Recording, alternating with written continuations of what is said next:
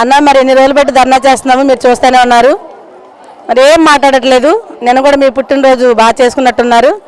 పుట్టినరోజు చేసుకునే టైం అన్నా ఉంది, కానీ 11వ రోజు ఈరోజు 11 రోజులు బట్టి చేస్తున్న అంగన్వాడీ ధర్నాకు మాత్రం ఏమి మాట్లాడాలి అనే జవాబు కూడా మీ నోటి నుంచి రాలేదు. అన్న మరి ప్రతిరోజు మీరు భోజనం చేస్తూనే ఉంటారు, మేము కూడా భోజనం చేస్తున్నాం, కానీ అంగన్వాడీ పిల్లలు చాలామంది ఆకలితో ఉన్నారన్న ఒకసారి చూడండి. మరి కొంతమంది పిల్లలకి ఇంట్లో ఆహారం దొరుకుద్ది, కొంతమంది పిల్లలకి దొరకదు. మా అంగన్వాడీలోనే గుడ్డు పాలు మరి మీరు చెప్పిన ప్రకారం మెనూ ప్రకారం భోజనం పెడతాం ప్రతిరోజు. ఆ అన్నం దొరక్క పొద్దున్నే వీధులంటే వెళ్ళే పిల్లలు కూడా ఉన్నారన్న. దయతో వాళ్ళ మొహం చూసైనా, చంటి పిల్లల మొహం చూసైనా మీరు త్వరగా మా సమస్యను పరిష్కరించండి. మాకు మరి అడుగుతున్న దాన్ని ఒకసారి పరిశీలించి కనీసం జవాబన్నా చెప్పండి. దీనికోసం ఎదురు చూస్తున్నాం. ఎంతోమంది ఆ స్కూల్ వదిలిపెట్టారన్న మాకు అంత నచ్చట్లేదు, ఎందుకంటే పిల్లలకి ఆహారం పెట్టలేకపోతున్నాము. గర్భిణీ బాలింతల కోసమే కదా మేము కూడా చేసేది. పౌష్టికాహారం అందించాలి, పిల్లలకి అన్నం పెట్టాలి. చాలామంది పిల్లలు రోడ్ల మీద పడ్డారు, మరి సరైన సమయానికి విద్య లేక కూడా మరి రోడ్డు మీద ఉన్నారు పిల్లలు.